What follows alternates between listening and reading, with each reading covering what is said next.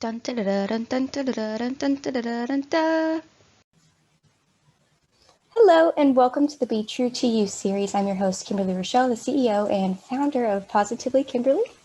I am a public figure, a public speaker, an author, and of course a mentality and energy trainer. I'm also one of the oldest Earth fairies, as well as super fun and a little bit of a badass, if I do say so myself. This is an amazing series that I get to meet with some of the most amazing people around the world and see what makes them so unique, so beautiful, well, so awesome. Today, I have Miss Fiona Gordon with me, or Fee Gordon. How are you, Fee? Yeah, I'm good. Thank you, Kimberly. Thanks for having me on. Of course. I'm super excited to have you here. So every time we talk to each other, you always make me smile. What brings you joy in life? Yeah, what brings me joy in life? Thank you. That's a great question. And there's lots of answers to it. I think the most obvious one is that I have an incredible 2-year-old. And I think anyone who's a parent can relate that hanging around with a 2-year-old just brings you the most incredible joy every day. I had no idea I wasn't planning to be a parent. So it was a bit of a surprise to me. But yeah, like the joy of watching a tiny person grow and experience the world is like nothing else. And then in my work life, I'm super lucky because I get to experience the joy of watching people completely break through the invisible walls in their mind and then expand into the space, the vast space that is there to be their true selves. And that can happen like in an instant. And for me, that is like such an honor and a joy to witness. Oh, definitely. What do you do? Yeah, I do. I'm a hypnotherapist, and I do a combination of emotional freedom technique and NLP. And basically, I help people let go of their shit, lighten up, and become their true selves. That's what I do.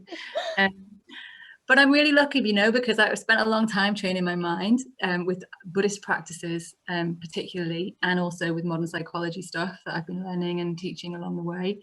And I've come to the place where really, like, kind of a lot of things bring me joy. Like, I want to say most. I'd love to say everything. I'm not quite there yet, but most things. I feel very joyful a lot, so I'm very, very lucky. That's awesome. I bet.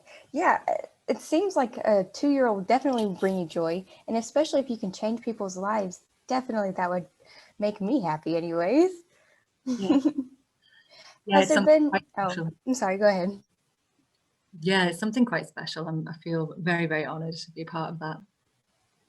Has there been one really defining moment in your life?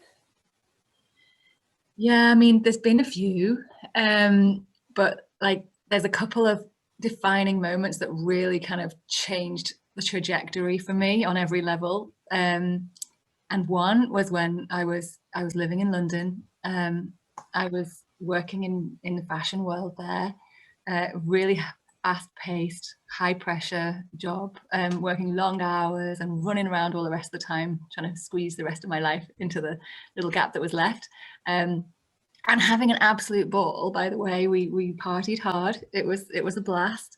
And I had an adrenal burnout, an adrenal burnout that quickly dropped into chronic fatigue syndrome. Was diagnosed 6 months later as chronic fatigue syndrome, and I had 5 years of chronic ill health at that point, which was such an incredible journey. Like at the time, it felt like it was the worst thing that had ever happened to me, because I lost sight of everything that I was. I couldn't go out. I couldn't go and meet my friends. I couldn't.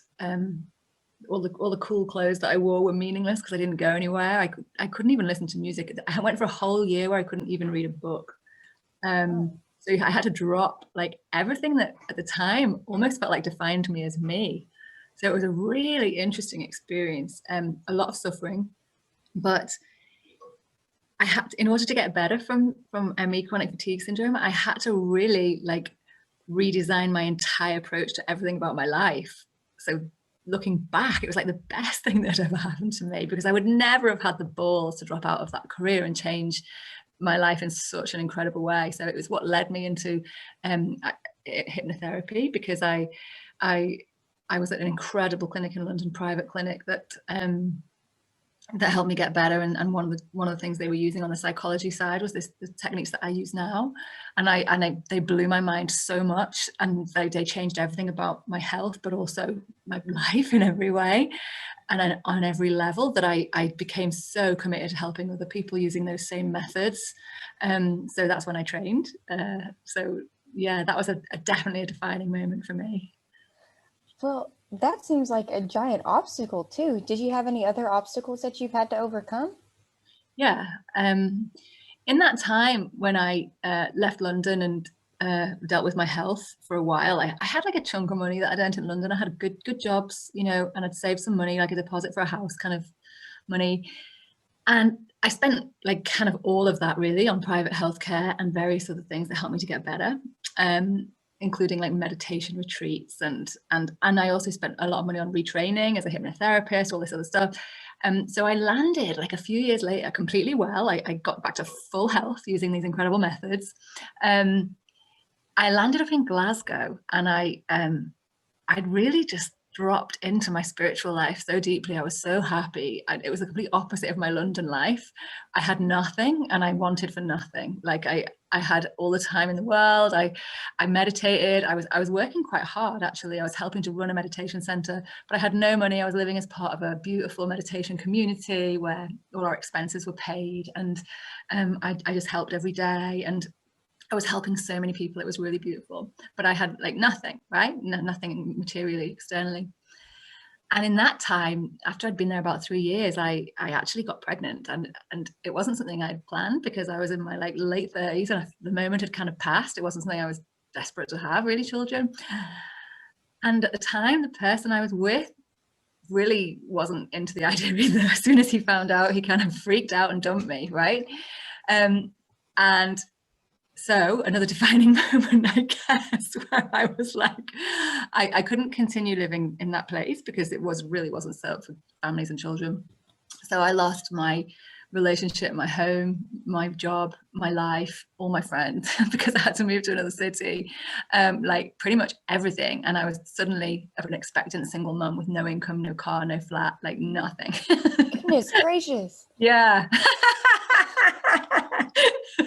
So that was another one. Like that was really cool. Again, at the time, that was quite a trauma. To be pregnant and abandoned was quite a trauma at the time, but also like a beautiful gift, because I got to use like all these incredible methods that I'd learned both in my Kadampa Buddhist teachings and also in the pop psychology world where I've learned and where I practice.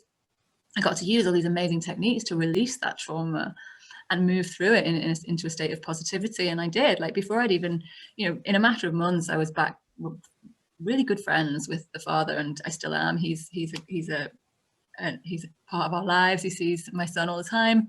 He's in Glasgow, so not as much as he would if he was here, but he sees him regularly. We were on really great terms. We're friends, and yeah, like that was another like massive curveball where I had to like drop everything I loved about myself and my life and just start again, and but it was beautiful when I look back, because it's like it was perfect. I had to just, some of the things I was facing, because I didn't come and move in with my parents at that point, which was a bit of a, again, like nearly 40, like pregnant, nobody living in your parents. It's like, oh my God, what is going on with my life? Like, you know, it felt terrible. Like, but it's turned out to be the best thing ever. Like the best thing ever. We don't know when things are happening to us at the time, whether they're good or bad. We impute good or bad onto them, but actually we haven't got a clue. It's with hindsight. It's later, you know, whether something's a good thing for you or a bad thing. And really deeply learning that has helped me to really let go of in the now moment, all the stuff that's appearing, because it's like, you don't even know if this is good or bad. Like, we don't even know. Like, me coming home at that point to be with my mum and dad was the best thing that ever happened to me, because within 6 months, my dad was diagnosed with cancer. And like 18 months later, less than 2 years later, he actually did pass. And I got to spend every single day of the last 2 years of his life with him, make him a cup of tea every day, skit him for being moody every day. Like, my son got to sit in his knee every day, like for 2 years. Like that, there is nothing more precious than that to me.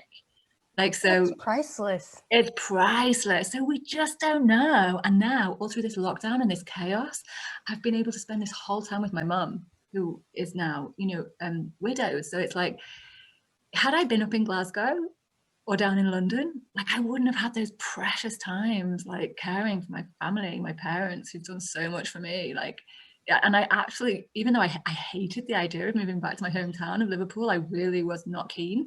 It's been a revelation to me. I have met the most perfect friends, this incredible group of powerful women who I love deeply and who are spiritual and into all the same things as me. And I never imagined I would fit in here. I thought it was so I just thought it was so conventional and just really not me. And I was so different. And it's so funny. It's so funny because it's turned out to be like the very best step. Like I now have this incredible son. Motherhood has been a complete joy.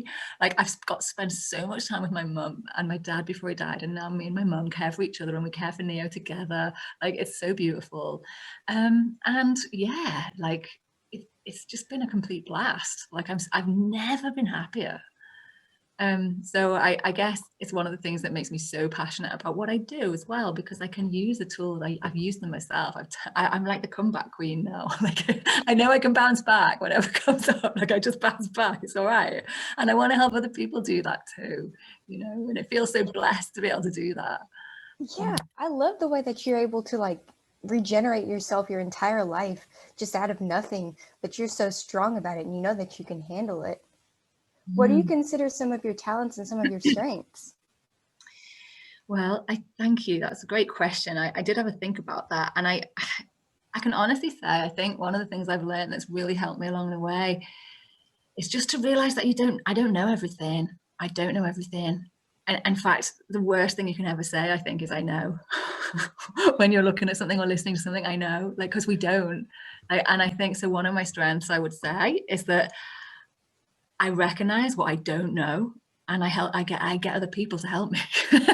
Like really, I do. I look for people who are really good at what they do, and I look what they're doing, and if I can, I get them to help me, whether that means paying them to help me or whether that just means getting advice. Or like I did it when I was a mum. There were some people in my life who I thought, wow, like I admire these people. They are amazing parents. Like they're the sort of parents I want to be. And I talk to them. They're the people I go to when I'm not sure what to do with my son.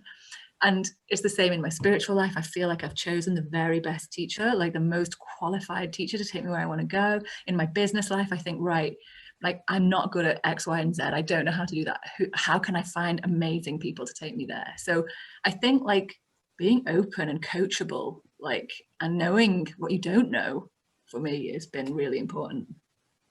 Definitely. How has that really shaped a role or shaped you into being who you are now?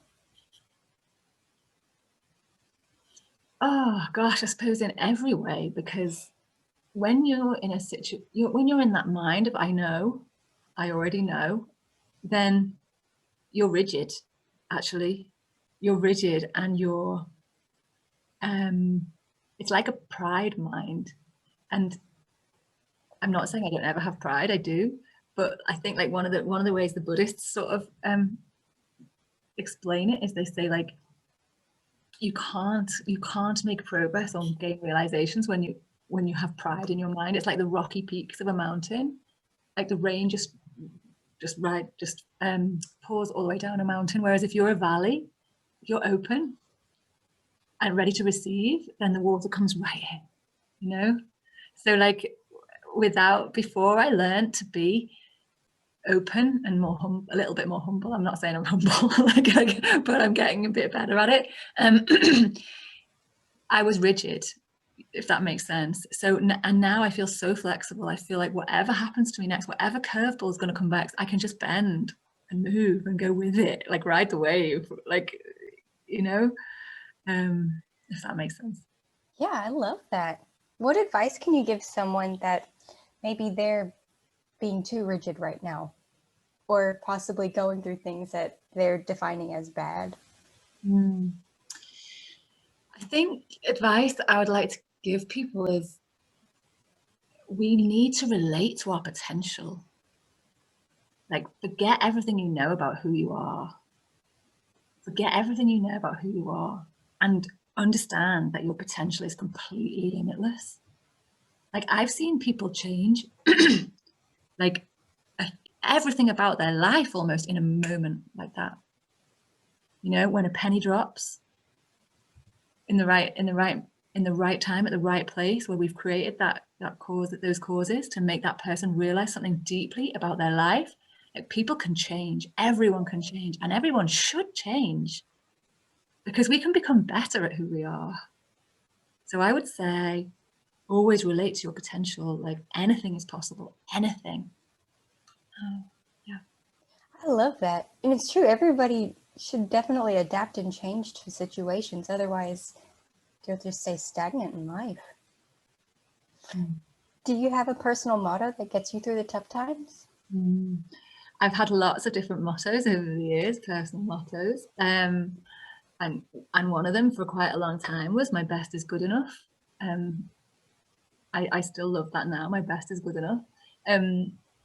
One of the things I'm saying to myself at the moment, because I'm kind of in this state of releasing the need to be disciplined and being a lot more flowing and instinctive in my work life.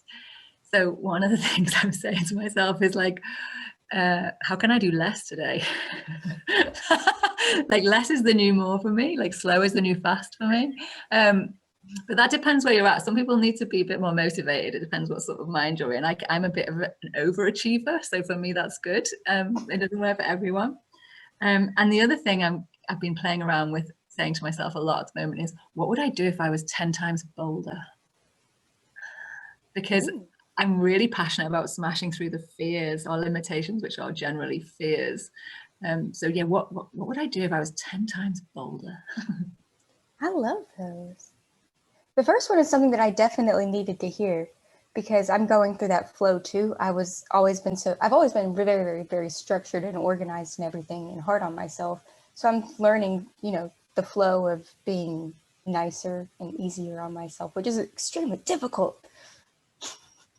It's unfamiliar. Yeah. It's unfamiliar. It feels weird, doesn't it? It feels very weird, and a bit like to let go, like that. It's like this part of your mind going, wait a minute, nothing's getting done. Like, nothing's going to get done. What are you talking about? Don't do this. This part of your mind, like, clinging on for dear life, isn't it? I have a whole list of things to do. Yeah. But I've noticed that, like, yeah, it's in a state of flow rather than a state of discipline. It's true that you don't always get the things done that you would have done in a state of discipline. So you do have to accept that. But in order to make it work, you kind of have to drop into this state of trust that, either your higher self or the divine, or for me, it's my guru, my spiritual guide, or it could be the universe or Mother Earth, whatever you relate to, right? God, whatever. Your instinct knows better what is the right thing to do in any given moment than your thinky head-based conventional thoughts, right? Mm-hmm. So it's like sinking into that state of trust, of thinking, like, in the now moment, what is the next step? And going with that, even if that means not doing the 6 things on your to-do list that's going to freak you out if they're not done, because maybe that now is not the right time to do that, and maybe we don't know, in the same way as we don't know whether something's a good thing or a bad thing till years later, right? Right. So it's about sinking into that state of trust, and there is a bit of letting go of your expectations of yourself, and what is right and wrong, and what's gonna drive your business forward and what's not, and all sorts of things. But yeah, it's fun. It's an exploration. It feels like free falling. It's quite cool. Well, I know that you're definitely going to be relatable to a bunch of people, and people are going to want to reach out to you. Do you have a website that people can book hypnotherapy sessions? Yeah, I do. My website, it does need updating. I have to say that it's good, but I'd love it to. I'm going to spend some time on it next year. But it's FeeGordonTherapy.com. Sorry, FeeGordonTherapy.com. And so that's FIGORDON therapy.com. And I'm also on Facebook, Instagram, and LinkedIn.